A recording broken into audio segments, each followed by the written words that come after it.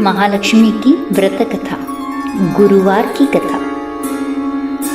तो आइए भक्तजनों, ध्यान से सुने श्री महालक्ष्मी की व्रत कथा, गुरुवार की व्रत कथा।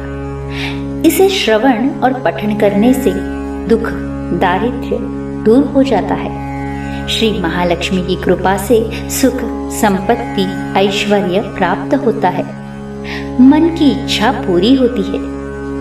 श्री महालक्ष्मी माता के अनेक रूप तथा अनेक नाम हैं। भूतल में वे छाया, शक्ति, तृष्णा, शांति, जाति, लज्जा, श्रद्धा, कांति, वृत्ति, स्मृति, दया, तुष्टि, माता, अधिष्ठात्री एवं लक्ष्मी रूप में स्थित है।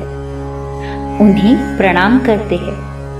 कैलाश पर्वत पर पार्वती, क्षीर समुद्र में सिंधु कन्या, स्वर्ग लोक में महालक्ष्मी, भूलोक में लक्ष्मी, ब्रह्मलोक में सावित्री, ग्वालों में राधिका, वृंदावन में रासेश्वरी, चंदन वन में चंद्रा, चंपक वन में गिरिजा, पद्म वन में पद्मा, मालती वन में मालती, कुंद वन में कुंददंती, केतकी वन में सुशीला, कदम्ब वन में कदम्ब माला, राजप्रसाद में राजलक्ष्मी, घर घर में गृहलक्ष्मी। इन विभिन्न नामों से वे पहचानी जाती है। इस तरह सर्वथा चारों ओर सर्वभूत में सुपरिचित माता श्री लक्ष्मी की यह कथा है। अब हम इसका श्रवण पठन करेंगे। भारतवर्ष के सौराष्ट्र देश में द्वापर युग में यह कहानी हुई है। सौराष्ट्र में उस समय भद्रश्रवा नाम के राजा थे। वे बड़े पराक्रमी राजा थे। 4 वेद, 6 शास्त्र, 18 पुराण आदि का उन्हें ज्ञान था। उनकी रानी का नाम था सूरत चंद्रिका। रानी दिखने में सुंदर और सुलक्षणा थी तथा पतिव्रता थी। उन दोनों को 7 पुत्र तथा उनके बाद एक कन्या का वरदान मिला। कन्या का नाम था श्यामबाला। एक बार श्री महालक्ष्मी के मन में आया कि जाकर उस राजा के राजप्रसाद में रहे। इससे राजा को दुगनी धन दौलत प्राप्त होगी और वह इस धन दौलत से अपनी प्रजा को और सुख दे पाए।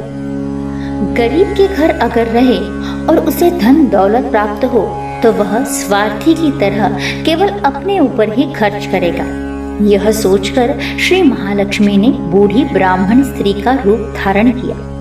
हाथ में लाठी लिए लाठी के सहारे रानी के द्वार पहुंचे।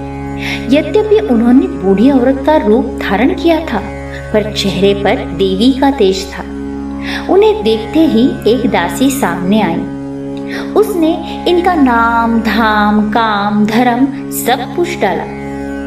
वृद्ध ब्राह्मण स्त्री का रूप धरित माता लक्ष्मी ने कहा, बालिके, मेरा नाम कमला है तथा मेरे पति का नाम भुवनेश है। हम द्वारिका में रहते हैं। तुम्हारी रानी पिछले जन्म में एक वैश्य की पत्नी थी। वह वैश्य गरीब था। दारिद्र्य के कारण हर रोज घर में झगड़े होते थे, इसलिए उसका पति उसे मारता था। इन बातों से तंग आकर वह घर छोड़कर चली गई। वन जंगल में खाली पेट भटकने लगी। उसकी दुर्दशा पर मुझे दया आई। तब मैंने उसे सुख संपत्ति देने वाली श्री महालक्ष्मी की कथा सुनाई। मेरे कहने पर उसने श्री महालक्ष्मी का व्रत किया। श्री महालक्ष्मी प्रसन्न हुई। उसकी गरीबी दूर हुई। उसका घर संसार धन दौलत संतति संपत्ति से भर गया। बाद में पति पत्नी दोनों परलोक सिधारे। लक्ष्मी व्रत करने के कारण लक्ष्मी लोक में रहे। जितने साल श्री महालक्ष्मी का व्रत किया उतने हजारों साल उन्हें सुख भोग मिला। इस जन्म में उनका राजघराने में जन्म हुआ है, परंतु वह श्री महालक्ष्मी का व्रत रखना भूल गई है। उसे यह याद दिलाने मैं यहाँ आई हूँ। बुढ़िया की बातें सुनकर दासी ने उसे प्रणाम किया। श्री महालक्ष्मी का व्रत किस तरह किया जाए इसके बारे में पूछा। बुढ़िया का रूप धारण किए हुए श्री महालक्ष्मी माता ने दासी को पूजा की विधि तथा महिमा बताई। इसके बाद वह दासी माता को प्रणाम कर रानी को बताने अंदर चली गई। राज वैभव में रहते हुए रानी को अपने ऐश्वर्य का बहुत घमंड था। संपत्ति तथा अधिकार की वजह से वह उन्मत्त हो गई थी। दासी द्वारा बताई गई बुढ़िया की बातें सुनकर वह आग बबूला हो गई। राजद्वार पर आकर बुढ़िया रूपी श्री महालक्ष्मी पर बरस पड़ी। उन्हें यह मालूम नहीं था कि श्री महालक्ष्मी माता बुढ़िया का रूप धारण किए उनके द्वार तक आई है। परंतु रानी का इस कदर रूखा बर्ताव तथा अपना अनादर देखकर माता ने वहां ठहरना ठीक न समझा। वे वहां से चल पड़ी। राह में उन्हें राजकुमारी श्यामबाला मिली। उन्होंने श्यामबाला को सारी बात बताई। श्यामबाला ने अपनी ओर से श्री महालक्ष्मी माता से क्षमा मांगी। माता को उस पर दया आई। उन्होंने श्यामबाला को श्री महालक्ष्मी के व्रत के बारे में बताया। उस दिन अगहन माह का प्रथम गुरुवार था। श्यामबाला ने परम श्रद्धा से श्री महालक्ष्मी का व्रत रखा। फलस्वरूप राजा सिद्धेश्वर के सुपुत्र मालाधर से उसका विवाह हुआ। वह धन दौलत ऐश्वर्य वैभव से मालामाल हो गई। पति के साथ ससुराल में आनंद से दिन बिताने लगी। इधर श्री महालक्ष्मी का रानी पर प्रकोप हुआ।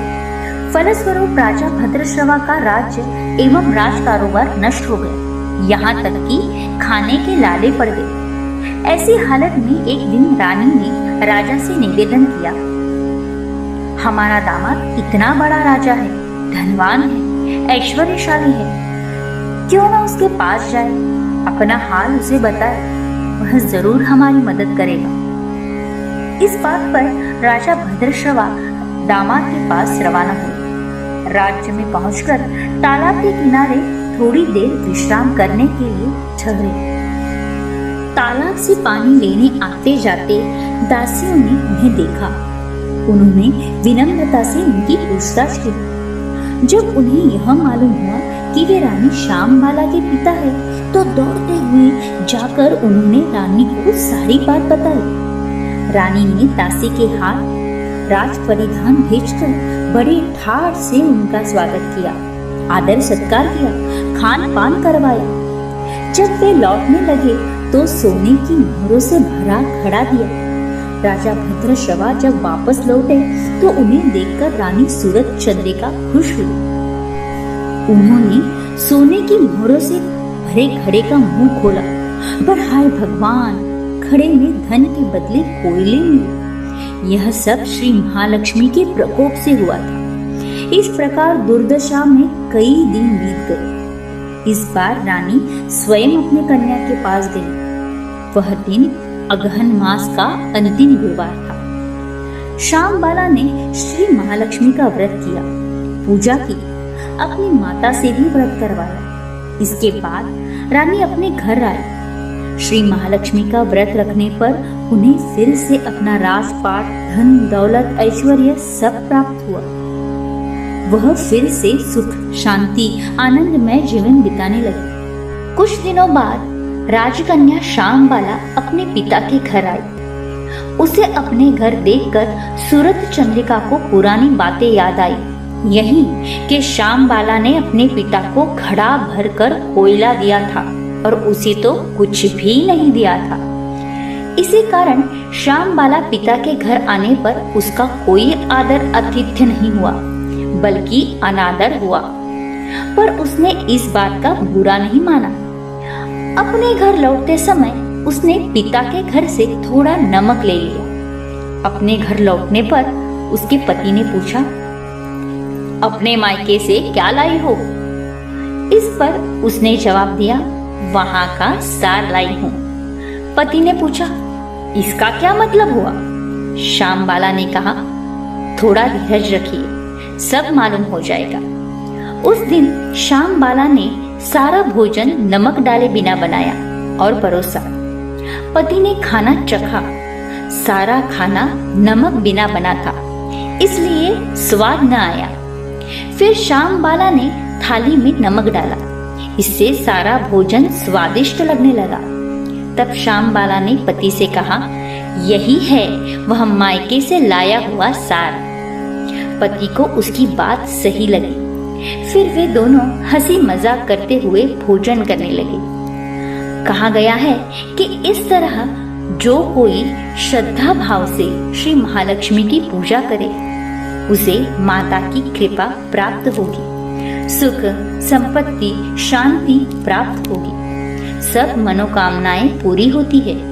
परंतु यह सब प्राप्त होने पर माता की पूजा को भूलना नहीं चाहिए। हर गुरुवार को व्रत पाठ अवश्य करना चाहिए। इस तरह श्री महालक्ष्मी का महिमा भक्तों की मनोकामना पूरी करता है। श्री महालक्ष्मी की गुरुवार की कथा संपूर्ण होती है। ओम श्री महालक्ष्मी देवै नमः। ओम ह्रीं श्री महालक्ष्मीभ्यो नमः। ओम शांति शांति शांति। श्री महालक्ष्मी देवतार्पणमस्तु। शुभं भवतु शुभं भवतु शुभं भवतु।